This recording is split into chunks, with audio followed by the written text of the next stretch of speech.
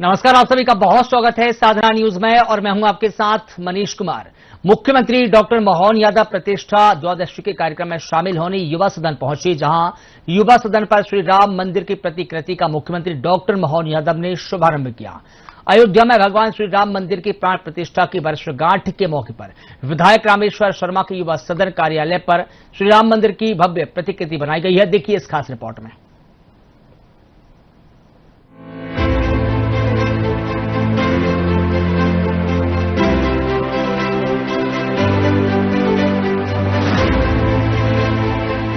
इस मौके पर मुख्यमंत्री डॉक्टर मोहन यादव ने कहा कि ये हम सभी के लिए गौरव और गर्व की बात है कि हिंदुओं के 500 वर्षों के संघर्ष के बाद प्रधानमंत्री नरेंद्र मोदी के कारण अयोध्या जी में प्रभु श्री राम का मंदिर बनकर तैयार हुआ।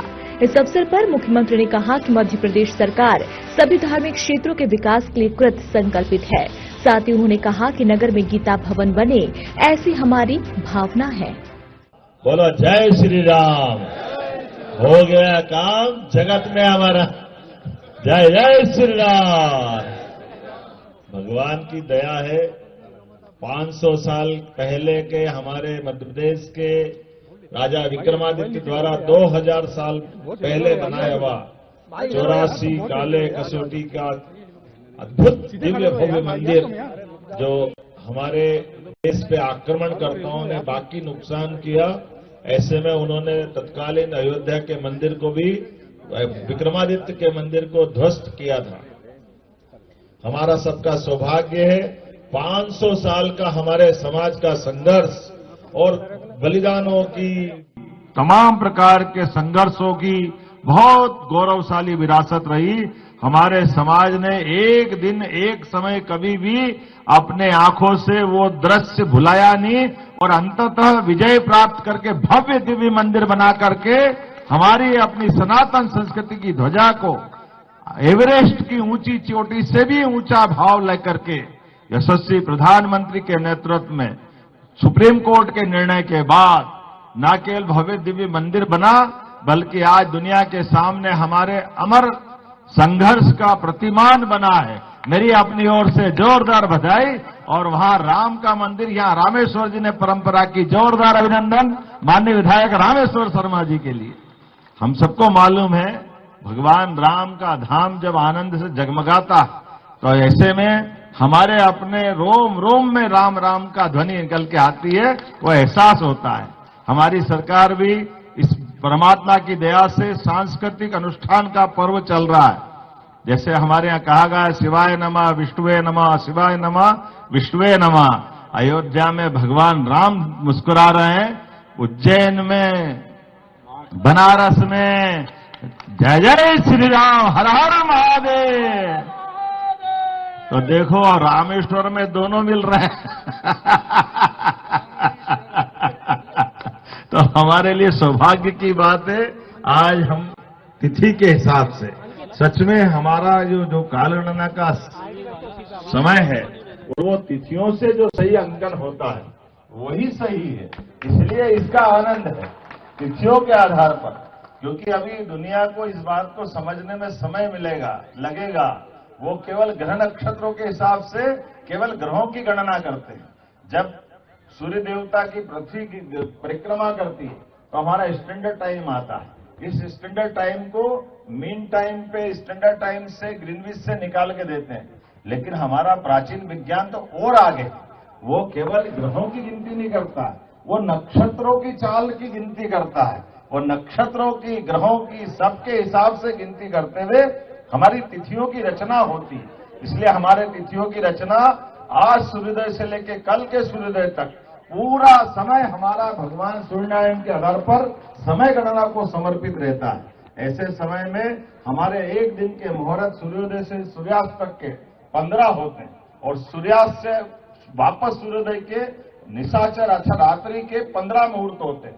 इस 15 मुहूर्तों के हिसाब से हमारा घंटा मोटे तौर पर 48 मिनट का होता है और 48 मिनट का एक मुहूर्त होता है। उस मुहूर्त के हिसाब से हम सब स्कूल कॉलेज में पढ़े हैं। भले ही ये कुछ भी कहे जिनको जो कहना है, लेकिन शिक्षक भी 45-50 मिनट का ही पीरियड करता मुहूर्त के हिसाब से स्कूल कॉलेज, उससे बाहर कोई नहीं जाता। क्योंकि ये हमारा आधुनिक साइंस का भी इस सिद्धांत को सब मानते हैं कि मोटे तौर पर कोई बात को सुनने समझने के लिए 45-47 मिनट बहुत होते हैं, इससे ऊपर जाओ तो ध्यान भटकने लगता है।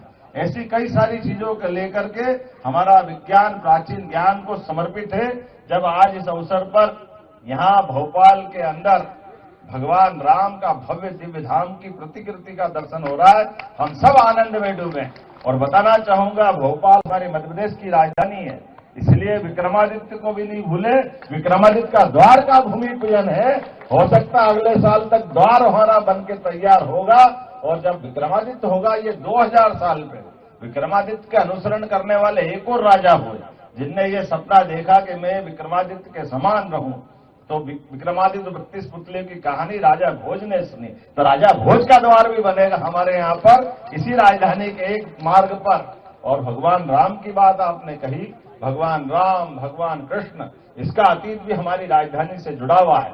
तो हमारे राजधानी के एक एक मार्ग पर उनके द्वार बनते जाएंगे ताकि हमारी राजधानी में पूरे प्रदेश का गौरव समाहित हो। इसलिए कई सारे काम हमारी सरकार कर रही है। उसमें से श्री राम वनगमन पथ, चित्रकूट का धाम भव्य दिव्य बने, भगवान कृष्ण की जहां जहां लीलाएं हुई, सांदीपनी आश्रम सहित वो सब भव्य दिव्य बने, श्री कृष्ण पाथे बने, नगर नगर में गीता भवन बने और गीता जयंती धूमधाम से मने। ये हमारी सरकार उस पे काम कर रही है। कितना अच्छा लगा इस बार की गीता जयंती पे पुरुषोत्तम अध्याय 15वां गीता का पाठ इसी प्रदेश के अंदर 3 लाख से ज्यादा लोगों ने गीता पाठ करके वर्ल्ड रिकॉर्ड बनाया और इसी आधार पर 9 लाख से ज्यादा विद्यार्थी शामिल हुए। गीता जयंती के आधार पर हमने सामान्य ज्ञान प्रतियोगिता कराई जिसके पुरस्कार वितरण विवेकानंद जयंती के अवसर पर करने वाले हैं। हमारी सरकार ऐसे बहुत सारे काम कर रही है, लेकिन आज तो भगवान राम के धाम का आनंद है। भैया यहीं से बोल जाए जो बोलना है। अब आपने सबने रिले कर दिया, एक बार फिर प्रेम से बोले, पूरा जय जय श्री राम, जय जय श्री राम, महाकाल महाराज की। भगवान राम के अयोध्या धाम के निर्माण के 2 वर्ष पंचांग तिथि अनुसार द्वादशी तिथि को यानी कल के दिन बुधवार को द्वादशी तिथि 31 जनवरी को 2 वर्ष पूर्ण होंगे। आज उसकी पूर्व संध्या पर मध्य प्रदेश के लोकप्रिय मुख्यमंत्री, हम सबके नेता आदरणीय डॉक्टर मोहन यादव जी ने दीप प्रज्वलन करके भगवान राम के अयोध्या में जो मंदिर बना है उसकी प्रतिकृति की यहां पर दर्शनार्थ हेतु शुभारंभ की है। मैं राजा भोज की राजधानी के सभी नागरिकों से प्रार्थना करता हूं, अवध धाम तो जरूर दर्शन करने जाएं। जो नहीं जा पाए हैं वो यहां रामलला के दर्शन करें। 31 दिसंबर की रात को मदहोश होने की जरूरत नहीं है। इस दिन धर्म का जागरण करें, क्योंकि इस दिन अयोध्या के राम मंदिर की दूसरी वर्षगांठ है और 1 जनवरी को खूब भगवान का जय जयकार करें, रामलला के दर्शन करें। अब सनातन का विजय पताका निरंतर फहराई रहेगी। अभी अयोध्या में रामलला का भव्य उत्सव हो रहा है, वो दिन दूर नहीं जब मथुरा में और काशी में, मथुरा में कान्हा और काशी में हर हर महादेव की जयकारे लगेंगे। आज मैं सभी को, सभी सनातनियों को, सभी हिंदू धर्म को और सभी राम की मर्यादाओं पर चलने वाले भाई और बहनों को हार्दिक बधाई और शुभकामनाएं देता हूं। उन शहीदों को, उन कार सेवकों को नमन करता हूं जिनके बलिदानों के कारण अयोध्या में भव्य और दिव्य राम मंदिर बना है।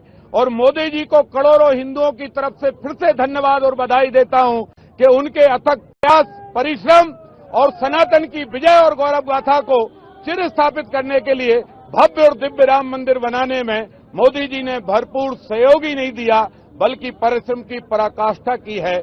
आज भव्य और दिव्य राम मंदिर पूरा विश्व अगर देख रहा है तो मोदी जी की सरकार और सुप्रीम कोर्ट के न्याय प्रतिष्ठा के कारण देख रहा है।